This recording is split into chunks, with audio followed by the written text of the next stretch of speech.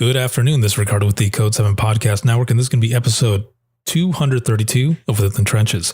And it's a podcast based on the experience of being a 911 dispatcher. So I just tried to do this on Facebook Live, and for whatever reason, it did not, it didn't pick up my microphone. It didn't pick up this one. I'm not sure where it was going. It was supposed to pick it up, but for almost 20 minutes, there was no sound coming in. So I had people watching and probably trying to read my lips, but it was not working. So again, this is episode 232. This is take 2. And this episode is supported by InDigital, a leader in next-gen core services. And I am back from break. I've been gone for a few weeks. I wasn't anywhere in particular. I was at home, but like you, coming back from the holidays, and I took an extra week off just to kind of regroup and figure out exactly where I want to go with the podcast going into 2019. And one of the things that I want to do, that I'll touch on more here shortly, is I want to make this more interactive for those who are listening, whether it be those in public safety or those in the general public. Either way, I want to do something where people will be able to really get involved with with what I'm doing, what's going on. And I want to really bring people in to be involved in the behind the scenes, to see what goes into putting together one of these episodes, or, when I'm at a conference, those types of things. I've been kind of doing them here and there, but I really want to focus on the podcast and really get it out there and get people involved. But during that break from the podcast, at least, because work doesn't stop, I was going back and forth to Alabama. So my coworker and I, Vicky, we were going out there to train directors and trainers and such on the services that we provide here at InDigital. As you know, for my 9 to 5, I'm the, or if you don't know, I'm the director of communications for InDigital out of Fort Wayne, Indiana. And I also do training from time to time. So we both went out there to train on these services because we are the 911 service provider for the entire state. So we've been going back and forth to Alabama. Next week, I'm actually going to be in Orlando for the Standards and Best Practices NENA conference. And I'm going to be on a panel that touches on dispatch and how dispatch is evolving, and, the future, where we go from here. For years, the dispatch center has been called a PSAP. And some of you might not even know that, that has been called a PSAP, because I know that when I was in dispatch in the beginning, before I got very involved in the industry, I had heard the term, but I didn't actually know what it was. But it's a public safety answering point. But it's more than just an answering point now. Now it's evolving into so much more, especially with, the flood of technology that's coming in. And also, kind of talking about dispatch. We've always been called a dispatcher, 911 dispatcher, a telecommunicator. Some people identify as a call taker because that's their position. They're call taking versus dispatching. Others just use it as a universal term of a dispatcher. So, does that evolve as well with everything that's going on with technology and the amount of things that the dispatch does now? Does that end up evolving into more of an ECS, an emergency communication specialist, where the dispatch center or PSAP will then evolve into an ECC, or an emergency communications center? So that's one of the things that we're going to be talking about, or the main topic rather, on that panel. And there's something that I wrote that I'm going to get to here soon that I want to read to you that highlights that exact topic. But I do want to give a shout out really quick. And I did this on Instagram the other day. I was going to go live on Facebook, but I decided to go ahead and just do it on Instagram instead, which is probably a good thing, seeing how it didn't work this time. And for almost 20 minutes, it was all silence for those who were watching. It's no wonder it went to 10 to 15 people watching to 0 just like that, because there was no sound. Who's going to watch that? It's just my head, just a bobblehead at the time as it's going on. But if you haven't done so, if you've never read this or looked at it, check out The Call magazine. It's from Nina, and this is issue number 29. And the current president, Jameson Peavy-House, wrote an excellent president's message here. And here it is right here. And I have something highlighted here where it really just hit home for me because of what it says. And he writes, "I am a realist. I understand that 911 will always be one of the most stressful careers on the planet. I also know that a single person can make a difference. Projects like #ThankYou911 and #Iam911 are publicizing the need for stress management in 911 on a global scale." And thank you, man. I appreciate that very much for recognizing the movement, as well as the dispatchers around the world who do a job that not many people can do, that go in there day in, day out, sick, no matter what, whether they're happy or sad, they're in there doing this job, helping people who are calling on not their best day. I've got this tagline that I use: your worst day is our every day. And that's exactly what it is. But you're recognizing the most vital piece of public safety, and that's 911 dispatch. So thank you very much for that. Now, along the lines of making things more interactive and getting people involved, I was talking to my wife a couple of weeks ago, and I was telling her that I wanted to do this, that I wanted to get people more involved, to generate more discussion, that I didn't want to be just another page that's sharing memes. Because I love to laugh. It's funny and all. And we do post memes from time to time, but I want it to be more than that. I want to share more news. I want to generate more discussion with people. And this is not just public safety, but with the general public as well, because we can all learn from each other. So, excuse me, as we were talking about this, she posed a question.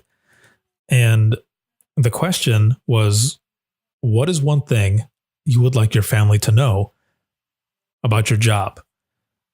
What's the one thing? And I had added on there as a 911 dispatcher so that we could distinguish what exactly it was talking about. So again, what is the one thing you would like your family to know about your job as a 911 dispatcher? And I looked at my wife and I thought, that's a really good question. I wonder how people will react to it. So I put it in meme form and I posted it up. And I asked, this was on the Facebook fan page, on Twitter, and on Instagram. And the responses just started flooding in.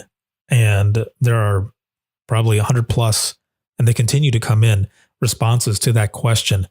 And then not to mention the amount of comments, responses to that response that are coming in as well. So I just want to read a few of them here so that you can see what I'm talking about. And they really hit home with me for, what I'd put out there. And so the first one here, it says, "That bad call you heard about, I don't want to talk about it. I want to tuck it away and never think about it again." And in the meme that I created for this with that response, down at the bottom right-hand corner, I put #Iam911 and #if I could tell you one thing. And it has been, like I said, again, blowing up. There are so many responses. Another one, "It's ingrained into me to obtain the story quickly. My patience for long, drawn-out stories is nearly non-existent. I'm working on getting better about it." Another one, "My heart aches for all the special events I've missed. There are no do-overs. I'd be there if I could. I miss you. Now, that one really, really hit home for me because when I had first started out in the last center that I was at, we had so much overtime that I could not come home. There was one time that I did come home and I had another shift 4 hours later, but I was about 40 minutes away, what is where we lived from the dispatch center that I worked at. And I went home. It was in the middle of the night. I slept for maybe 2 hours. And then I woke up, got ready and went right back to work. But it was things like that where I was missing a lot. And during that time, it was my son Logan, and he was maybe 2 years old. And I missed a lot of his early years because I was in dispatch all the time working. And that's why I say this one really hit home for me. Another one here, that even though I don't show it in front of you, this job can be extremely difficult mentally. It can break you down without notice. But I do this to make a difference, and I've learned to handle things a lot better so it doesn't affect you or me anymore. Another one here says, I spend all shift trying to get as much vital information as quickly as possible from my callers. Some days that follows me home. I know I'm impatient, and I get overwhelmed when bombarded with several questions in a row. Just know that I know, and I'm trying. And this last one, kids, I'm sorry that the stress of my job leaves me so worn out. I have nothing left for you on my days off. I hate myself more every day I let you down or disappoint you. That one. That one that one really got me. I had shared that with my admins and they felt the same way, but their response after response after response of what 911 dispatchers want their family to know so that they can understand a little better and be able to make things better for everyone involved. So there are, like I said, there are about 100 plus responses that I got, and I'm turning them into memes and posting them to the photo album as well as on Instagram and on Twitter. If you have a response to this question, what is the one thing you would like your family to know about your job as a 911 dispatcher? You can send it to us in the inbox or the Facebook fan page. You can send us a tweet or a direct message on Twitter. You can also send a message on Instagram. However you want to do it, send your response. We'll turn it into a meme and we'll post it up there as well. Because these are important and we're learning from each other. Because in some of the comments, people were also saying, I'm happy I'm not the only one. I thought I was the only one, but now I know that I'm not alone, which is crazy because this is the exact same thing as the I Am 911 stories, where people don't feel alone anymore. We're healing here, we're healing and getting some sort of closure. And also our families are learning from this as well. And others in public safety and the general public. So it's amazing. So thank you, Rebecca, for coming up with this first question. And there's going to be more questions that end up coming out of this, again, to make this more interactive so that you can be involved and to pick topics and all types of other things that are coming up. That is also going to be under the photo album that is titled the same exact thing as the hashtag. So at the photo album that's on there on the Facebook fan page, if you go look for it, it is If I Could Tell You One Thing. And all of those stories, or responses rather, are going to be added there. So a lot of questions coming, a lot of opportunity for you to get involved with the podcast and have some of your responses read on the podcast, as well as other live sessions, as long as I can get the microphone working right. Unless, of course, I do it from my phone, which will probably end up happening. But this is just one more thing that I want to do with the podcast, because eventually I want to do this full time. I want to be able to pursue more with Within the Trenches as a podcast, you've also heard the preview for the next show that I have coming out, which is Imagine Listening, a recreation of 911 calls that I've taken, as well as I'm 911 stories that were submitted for the movement. It's just another direction, another pathway, another way for people to learn what it's like when taking a 911 phone call, what it's like to be on the other end, that you're not drones, that you do have feelings, and that shit stays with us. There's another show that I'm working on as well that is a think tank type podcast where there would be a panel. This would be live as well, most likely on YouTube. And we would have certain topics. And this is really where you're going to get involved as well in choosing these topics that we hash out between 4 or 5 of us. And that one, I have the title that's going to be coming up. So I won't announce it here yet, but I am working on that. And there's a lot of different things that I'm working on that will be coming out soon. So stay tuned for all of that. And I'm really, really excited. So in the beginning, I was talking about NENA and their Standards of Best Practices conference, as well as the session that I'm taking part of, which talks about the, kind of the evolution of the dispatch center as well as the 911 dispatcher. And it was good because it fits with something that I was asked to do a few months ago. So as you know, I have shared a lot of things that the IAED does, and that is the International Academies of Emergency Dispatch. And I've been at their conference, their Navigator conference, for the past couple of years, and I've done the podcast there. I've done sessions. This year for 2019, I will be there doing not only the podcast, but an Imagine Listening live audience session and open mic. So that is going to be amazing. This session continues at state conferences, but as well as the national stage.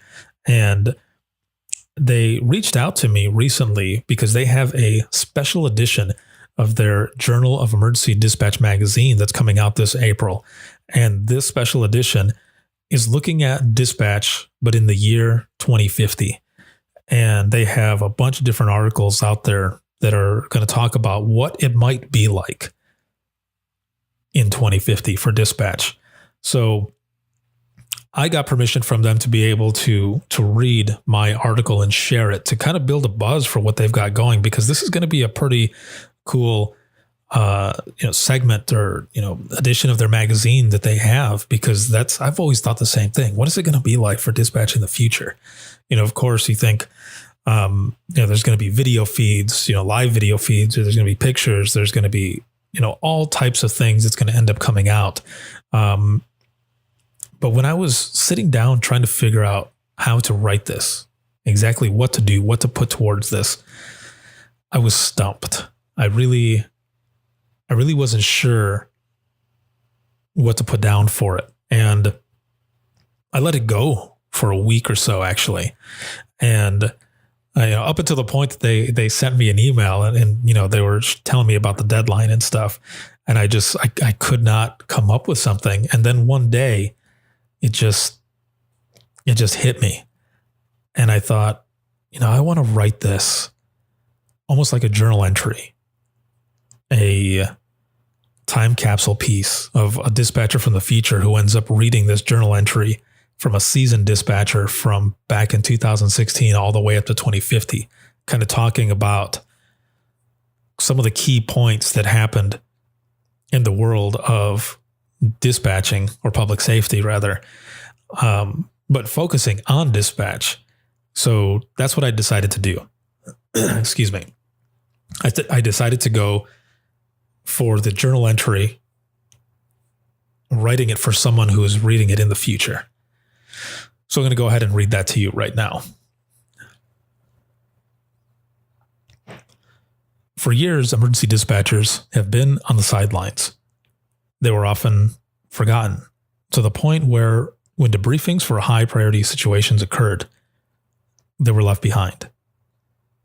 They were not out there on the scene, so there was no reason to include them. Those of us within the trenches of the 911 center know that this is far from the truth. 911 dispatchers are the first to answer the call of duty and might not be physically there, but mentally, they are there from the beginning of the call to the end. The horrors of life stick with them, and at one point in time, they fought back and let everyone know how vital their job truly is and the toll it can take on their mind. Years have passed since 2016, a year that changed the way public safety, as well as the general public, saw the job of a 911 dispatcher. It was during those early years that dispatch was put into the spotlight. It was a new day. Fast forward to present day. It's 2050, and the role of an emergency dispatcher has become even more vital. The 911 dispatcher of yesterday has evolved into an emergency communications specialist, working in an emergency communications center. Today's technology is far more superior than that of 2016 or 2018. During that time, location accuracy was on the rise, and the race to save lives through apps on smartphones and technology baked into a service provider's network were a hot topic. But as technology began to ramp up and public safety began to catch up with the time, we lost something. We lost the human touch. Dispatching is made up of common sense and being human. We lost that back then. Text 911 was really a no-brainer for when it was launched. The deaf and hard of hearing community cheered the implementation and launch, but in dispatch, they were left to figure out how to compensate for lost abilities such as hearing background noises and a tone of voice or even an extra voice. Losing those human aspects hurt, but they made it through and continued to flourish in a job that not many can do. Technology continued to expand, and eventually, the human aspects that were lost with simple emergency SMS were heightened by 100% when this moved to emergency MMS. This was the beginning of the evolution into becoming an ECS. Now they were able to see what was going on during an emergency situation. Rich data was flowing. Data centers were added to house the number of images and videos coming into the ECC, and emotions were high. Communication through text was no longer a test on whether or not an emoji could register to a center's Text 911 platform to determine how one was feeling. Now, one could see exactly what was going on. Suicidal subjects sending messages and images of themselves with a gun to a live video feed from someone threatening to shoot their spouse during a domestic violence incident. It was in your face, and as always, dispatch, now an ECS, was the first to answer and deal with the emotions that come with it. Those days were hard, but it made everyone stronger. The population continued to grow, and so did everything else. The need for smart emergency services grew as well. See, back then, we were wasting resources trying to find someone who needed help. Public safety was constantly in the news for someone's death due to their inability to locate them. But while they were being dragged through the dirt, the true culprit, those who provided those services, such as the carriers, were let go. They were not held accountable until the FCC stepped in and demanded better location, and they listened. Startups jumped in and assisted with the effort, and things got easier. Lives were saved, and eventually the ability to predict where calls would occur was alive and well. Very few companies back then tried predictive dispatching by using heat maps, but now it's a way of life.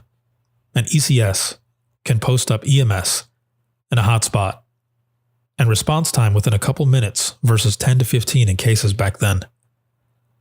This link between the ECC and EMS responders has become a vital link in the chain of survival. The Emergency Communication Specialist of 2050 has gone through many changes. With the census turned up to 100 back then, came more issues. PTSD was starting to come out more, and this was just from hearing a voice and relying on one's own imagination of what was going on at the scene. Some centers had critical incident stress management teams to deal with hard calls, but not all participated. With the introduction of images and videos being sent in came the breakdown of those who viewed them and sent them off to those responding in the field. More and more dispatchers were seeking help for the stress and mental breakdown of seeing people suffer. Centers had to change, and change they did, because in order for public safety to work, it needed the most vital piece to be intact and healthy. Public safety needed its dispatchers more than ever. It truly was a new day. In 911, one of the things that can be a thorn is not knowing. Dispatchers back then would take a call and send out police, fire, or EMS, but what stressed them out the most was not knowing. Things have changed. Now, an ECS knows everything and can pretty much see all of what is going on. It was not welcomed in the beginning. People fought against it because of the mental health aspect of it, but what happened was that they felt better. Despite the harsh aspect that is 911 and that anything can happen at a moment's notice, it was having closure that made it all better. This was the missing piece to mental health and wellness. Knowing. Technology has allowed for an ECS to monitor public safety during an emergency incident, and it has also taken the ECS into account where their levels of stress can be monitored by a supervisor. After a hard call, an ECS may take a break to decompress in a number of ways. See, once public safety put dispatchers first back then, they were able to secure funds to pay more, focus on their health, and turn this into more of a career than it once was. Turnover rates dropped, excessive overtime was gone, and dispatch was finally taken care of. For years, emergency dispatchers have been on the sidelines. They were often forgotten, but now they're the most vital piece of public safety. Truth be told, they always have been. But it took us a long time to get here. Technology changed the face of how we provide emergency services. What was once a pipe dream became a movement. And for years, we fought and finally made it out on top. An emergency communication specialist is far from what an emergency dispatcher used to be. We lost the human factor, but gained it back with such a force that it seemed that it would break us down. However, we prevailed. We now embrace what was once the void of not knowing. We see and hear everything, and though it might be hard on our mental health, it's knowing that gives us closure and helps us process the outcome. Whether you live through this the way I did, or you read this as someone from the future, know that we struggled and fought hard for you. Know that we have come a long way to put dispatch in the forefront of public safety, but never forget what it once was. Once again, this is an article that I wrote for the IAD for their special edition of the Journal of Emergency Dispatch magazine that's going to be coming out this April 2019, and mine is called What It Once Was. So I hope you enjoyed that. That was my look at the evolution of dispatch from 2016 up to 2050, and just some of the things that I think might happen during that time. So going into the wrap up of this episode, again, there's a lot of stuff coming for the podcast and for all of you to be able to get involved as listeners and fans of this program. And I am very excited for it. I've got a few different appearances coming up, podcasting wise and presentation wise. Imagine listening. We've got the Navigator Conference that's coming up. I'm going to be the closing speaker at WIPSCOM and I am going to be at the National NINA Conference doing the Imagine Listening session there as well. And I might be popping up in other conferences around the United States. So make sure to like us on Facebook and follow us on Twitter and on Instagram so that you can see all of the updated information as they come in.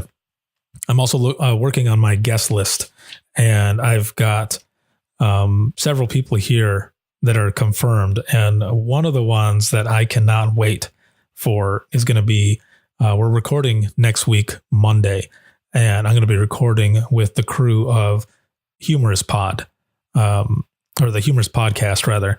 If you have not checked them out, make sure to check them out. It's going to be an excellent episode. You know, a lot of the episodes that I've been doing lately have been very serious. Occasionally I'll have a funny episode that I put out there. That's mostly with the open mic. And some of the serious episodes that I have do have some funny pieces to it. But this episode that I'm going to be working on with Humorous Podcast is going to be talking about the lighter side of dispatch, the funny shit that happens. And we've got a top 16, I believe, list of WTF 911 calls. And this list actually comes from BuzzFeed, and you can Google it. You'll be able to find it. But we're going to be talking about some of these calls as well as sharing some of our own experiences. They have some experiences they've had, and I have some that I've experienced in 911, whether it was while I was dispatching or